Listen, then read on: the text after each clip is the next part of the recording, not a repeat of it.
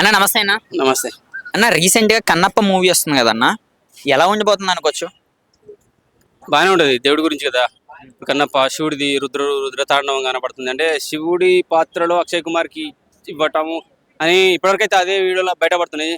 శివుడిగా అక్షయ్ కుమార్ వస్తాడని చెప్పి రుద్రుడిగా మన ప్రభాస్ని, కానీ ప్రభాస్ అంత కటౌట్ని శివుడిగా కాకుండా రుద్రుడిగా ఇవ్వడం కొద్దిగా బాధేసింది. కానీ సో ప్రభాస్ ఏ ఏ రూపంలో ఉన్నా కానీ ఆయన కటౌట్కే సరిపోతుంది.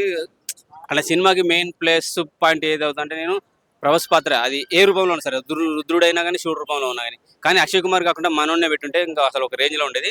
నాకు తెలిసి ఈ సినిమా చూడటానికి మంచి ఫ్యామిలీ అభిమానుల కంటే ఎక్కువ ప్రభాస్ కోసం ప్రభాస్ అభిమానులు చూస్తారేమో నేనైతే అనుకుంటున్నాను. ఎందుకంటే ప్రభాస్ ఈ మధ్య బాహుబలి తర్వాత సలార్ కానీ రీసెంట్గా వచ్చిన సినిమాలు కానీ ఒక రేంజ్లో దూసుకెళ్తున్నాడు. సో ఓన్లీ మన నేషనల్ స్టార్ కాదు, ఇంటర్నేషనల్ స్టార్గా కూడా ఎదిగింది. కాబట్టి ఖచ్చితంగా ప్రభాస్ కూడా చూస్తాను. ట్రైలర్ రాబోతుంది కాబట్టి ట్రైలర్లో అయితే ఇంకా ఎక్స్పెక్టేషన్ ఉండొచ్చు. మనోజ్ కుమారుడు కూడా ఉండబోతున్నాడని తెలుస్తున్నది, విష్ణు కుమారుడు కూడా ఉండబోతున్నాడని తెలుస్తుంది. అదే మనోజ్ కూడా ఉంటే బాగుండదు అనే ఫీలింగ్ కలిగింది. ట్రైలర్లో కనీసం మనోజ్ క్లిప్స్ కూడా బయటకు వస్తే బాగుంది. ఎందుకంటే ఎన్ని గొడవలు అయినా వాళ్ళ సొంత గొడవలు, వాళ్ళ సొంత ఫ్యామిలీ. సో ఇద్దరు కలిసి అందరు కుటుంబం అంతా కనబడ్డట్టుగా మనకు ఒక ఆహ్లాదకరమైన వాతావరణం కనబడుతుంది. ఆ గొడవలన్నీ మార్చిపోతాయి. మనోజ్ విష్ణు ఇద్దరు కలిసి ఉండాలని కోరుకుంటా. ట్రైలర్లో క్లిప్స్ బయటకు వస్తే బాగుంటుంది చాలా ఆనందంగా ఎదురు చూస్తున్నాను నేనైతే. చూసానే ఈ సినిమా మీద చాలా ట్రోలింగ్స్ అయితే మాత్రం చేస్తున్నారు కదా.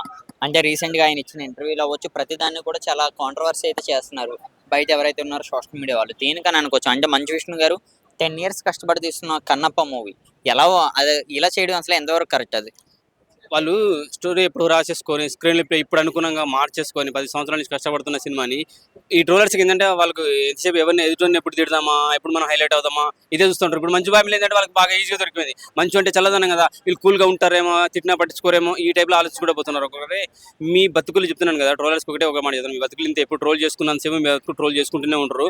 మీ ట్రోల్స్ అంటే మీ తిట్లే వాళ్ళు ఆశీర్వాదాలుగా తీసుకుంటారు. ఎవరైనా సరే, మంచి ఫ్యామిలీ కావచ్చు ఇంకెవరైనా సరే.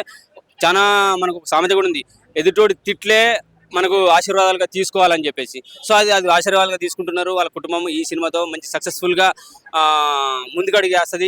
ఇటువంటి సినిమాలు అంటే దేవుళ్ళకి సంబంధించిన భక్తి సినిమాలు ఇంకా తీసి ముందుకెళ్తారు అనుకుంటున్నాను.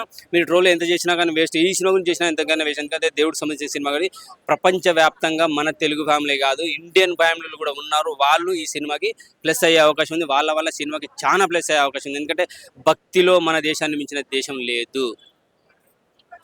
కన్నప్ప మూవీలో శివుడు భక్తిగా అయితే మంచు విష్ణు గారు అయితే చేస్తున్నారు, కానీ ఈ సినిమాలో కాజల్ అగర్వాల్ గారు కూడా ఉన్నారు, పార్వతీదేవి క్యారెక్టర్.